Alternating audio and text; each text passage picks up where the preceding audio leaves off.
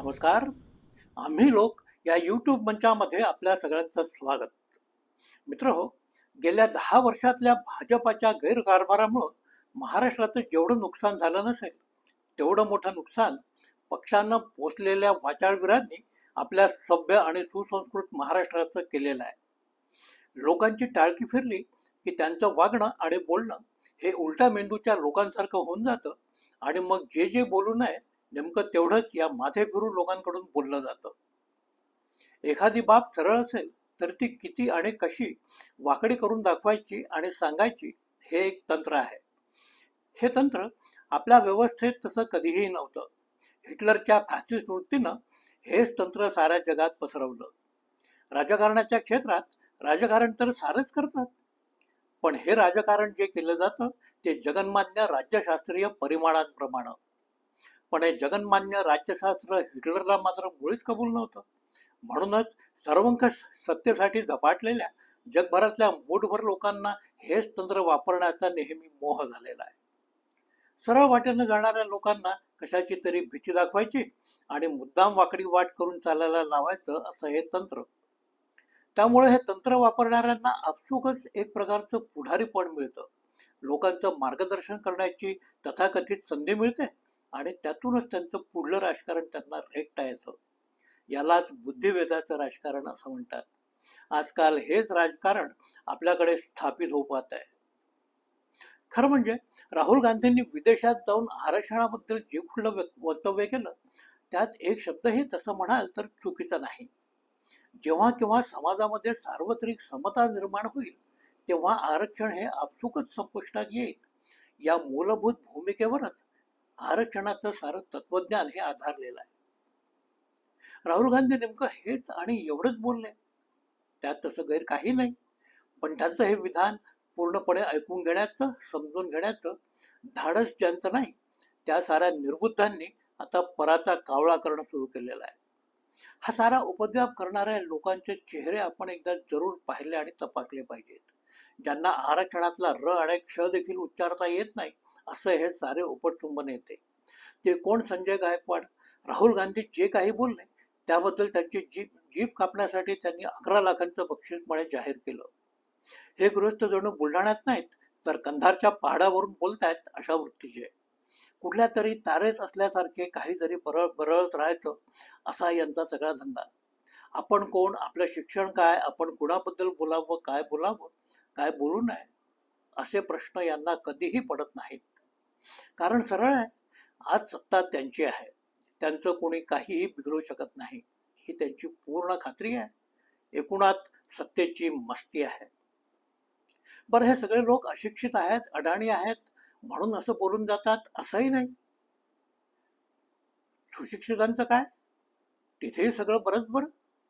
Doctor Anil Bonde हे खरं म्हणजे राज्यसभेचे सदस्य, वरिष्ठ सभागृहात बसणाऱ्या आणि तिथल्या सभ्यतेचं, सुसंस्कृतीचं सगळं वातावरण आणि वैभव हे उपभोगणाऱ्या बोंडे यांनी तरी आपली सगळी जीभ आवरायला हवी होती. पण त्यांनीही या प्रकरणात आपली सारी जीभ साफ करून घेतली. राहुल गांधींची जीभ छाटण्याची भाषा योग्य नाही तर त्यांच्या जिभेला चटका दिला पाहिजे असं हे डॉक्टर ऑफ मेडिसिन बोलून गेले. अरे, लोकांना चटका बसला तर त्यांच्यावर उपचार करण्याची शपथ तुम्ही घेतलेली आहे. चटके काय देता? वरून शहाजोगपणा मराठी भाषेत असंच बोललं जातं असंही म्हणता. मराठी भाषा कुठं कशी वापरावी हे आता सुशिक्षितांनाही शिकवावं लागेल. खरं म्हणजे राज्यसभा हे विद्वानांचं सभागृह. तिथं एखाद्या विषयावर डॉक्टर बोंडे कधी बोलले, लोकांचं लक्ष वेधून घेतलं असं आजपर्यंत कधीही दिसलेलं नाही. त्यांनी राज्यसभेत देखील बोलण्याची हिंमत करावी एखाद वेळी, पण तसं ते करणार नाहीत. कारण तिथं चटका वगैरे द्यावा अशी भाषा चालणारी नाही. तिथं अभ्यास करावा लागेल, बुद्धिसूद बोलावं लागेल, भाषा ही सभ्यतेची करावी लागेल. म्हणजेच थोडक्यात मेहनत करावी लागेल. त्यापेक्षा हे चटके वगैरे बरं आहे, सोपंही आहे. बसल्या बसल्या टीव्हीवाल्यांना बाईट दिले की झालं आपलं राजकारण. हे संजय गायकवाडच होत किंवा डॉक्टर अनिल बोंडे यांच्यासारखे लोक. हे लोक जे काही बोलतात ते स्वतःहून बोलतात असंही नाही. त्यांना असं वाह्यात काहीतरी बोलण्याची जबाबदारी त्यांच्या बॉसेस तर्फेच दिली जाते, तसं ते करतात. पण नितेश राणे यांचं काय? त्यांचा तर महिमाच मोठा. त्यांच्याबद्दल आपण काय बोलावं? बाळासाहेब ठाकरे यांनी त्यांच्या पिताश्रींचा नेहमीच सन्मान केला, त्यांना मुख्यमंत्री केलं. नंतर जेव्हा त्यांचं पटेनास झालं तेव्हा कोंबडी चोर ही उपाधीही दिली. नितेश राणे हे देखील आज वेगवेगळ्या उपाध्यांनी गौरवले जात असतात. लोक त्यांना काय काय म्हणून ओळखतात ती विशेषणं आपल्याला सगळ्यांना माहिती आहेत. पण त्यांची अडचण अशी आहे की अशा लहान मोठ्या उपाध्या त्यांना मंजूर नाहीत.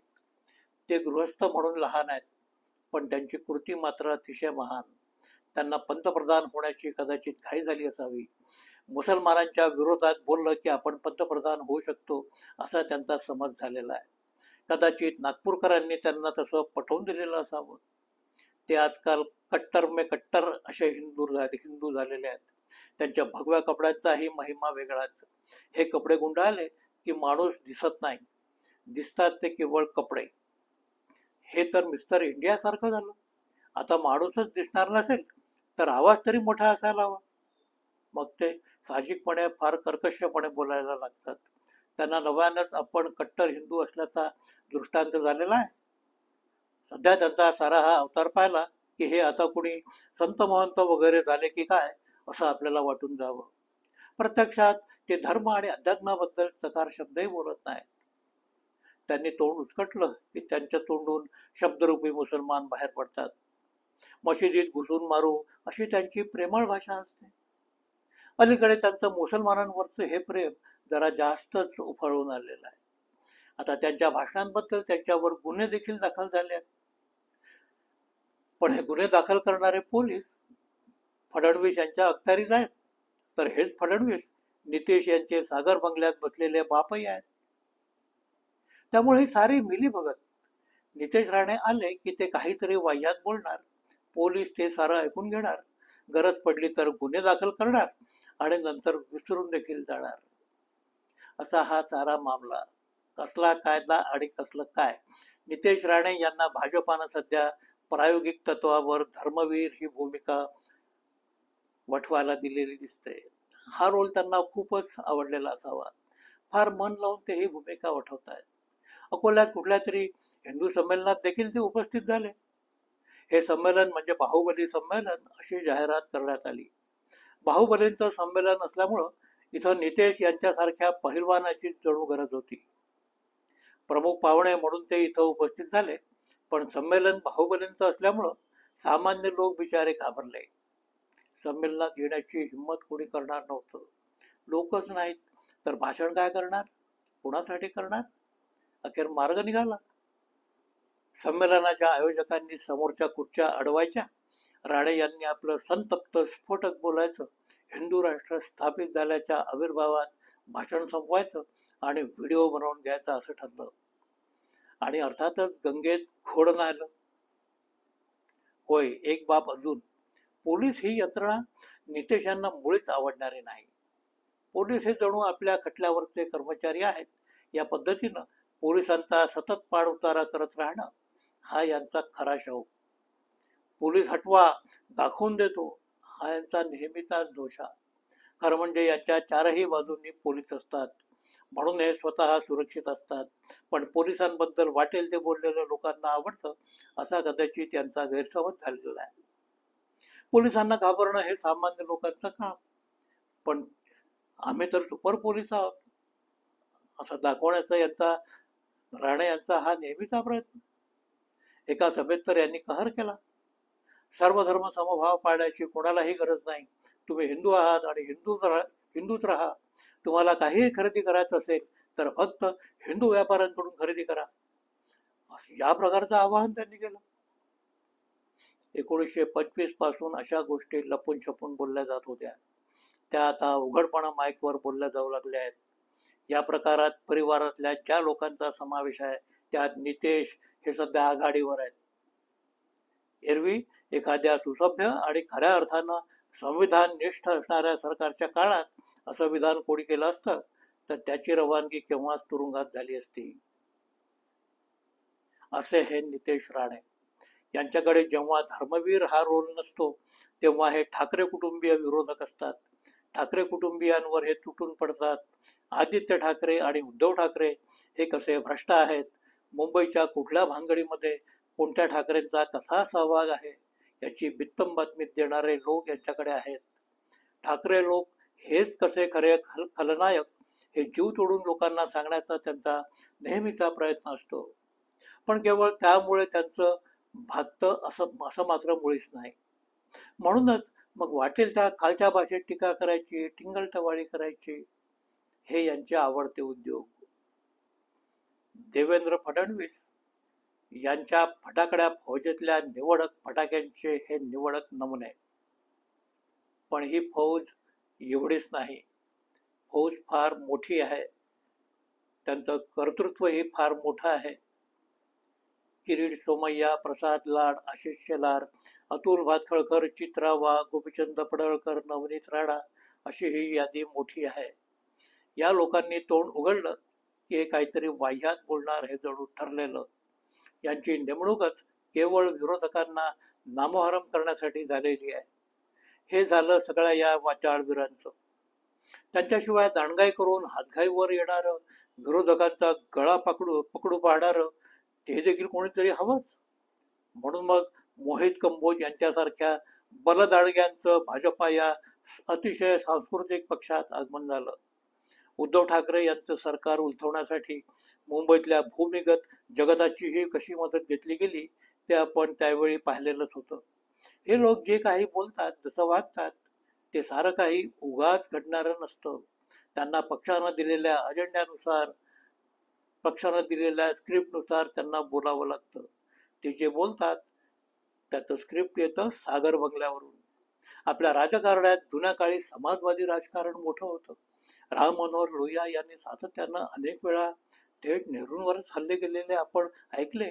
पण ही टीका जी होती ती नेहमी सरकारच्या धोरणांवर राहणारी होती. नेहरू आणि त्यांचं वैयक्तिक जीवन यावर त्यांनी कधीही चकार शब्द काढलेला नव्हता. हा धंदा जुन्या काळापासून सुरू केला तो हिंदुत्ववादी राजकारण्यांनी. गांधी आणि नेहरूंच्या हालचालींवर पाळत ठेवायची, त्यासाठी प्रशिक्षित पूर्णवेळ कार्यकर्त्यांची नियुक्ती करायची, त्यांचे बारीक सारीक दोष काढायचे आणि साऱ्या देशभर बदनामीची राळ उडून द्यायची. हे तंत्र नेहरूंच्या बदनामीसाठी वापरलं गेलं. सध्या हेच तंत्र राहुल गांधींच्या बदनामीसाठी वापरलं जातं. हेच तंत्र कधी काळी अजित पवारांबद्दल देखील वापरलं गेलं. त्याचा भाजपाला फायदाही झाला. अजित पवार गळाला लागले. आता ते देवेंद्र फडणवीस यांच्या मांडीला मांडी लावून बसतात. भाजपाला सगळं काही चालतं, फक्त राजकीय विरोधक नकोत.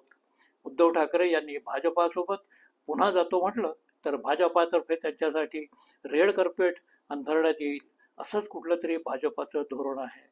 ते व्हावं म्हणून वाचाळवीरांची पोलघेवडी लष्करं विरोधकांवर वेळोवेळी सोडली जातात. मित्रो, महाराष्ट्राच्या आजच्या राजकारणात या वाचाळवीरांनी असा उच्छाद मांडलाय. जुन्या राजकारणात विरोधकांबद्दल देखील सन्मानानं बोलण्याची प्रथा होती, ती या वाचाळवीरांनी मोडीत काढलेली आहे. त्यांच्या बेताल विधानांमुळं लोकांमध्ये कमालीचा रोष आहे. त्यांच्या या वागण्यामुळं सामाजिक सलोखा आणि शांततेलाच धोका निर्माण झालाय. समाजात विद्वेष पसरवण्याचं काम या लोकांकडून सर्रास केलं जात आहे. यांना सत्तेचं कवच असल्यामुळं त्यांना कोणी आवर घालेल ही देखील आता शक्यता नाही. त्यामुळे यांच्यापासून सावध राहणं, शक्यतो यांना जमेल त्या पद्धतीनं आपण स्वतः निरुत्तर करत राहणं एवढंच आपल्या हाती आहे. ते तर आपण करायलाच हवं. असो, आजचा हा व्हिडिओ इथेच संपवतोय. हा व्हिडिओ कसा वाटला ते आवर्जून सांगा. लाईक करा, कमेंट करा, सबस्क्राईब करा ही विनंती. नमस्कार.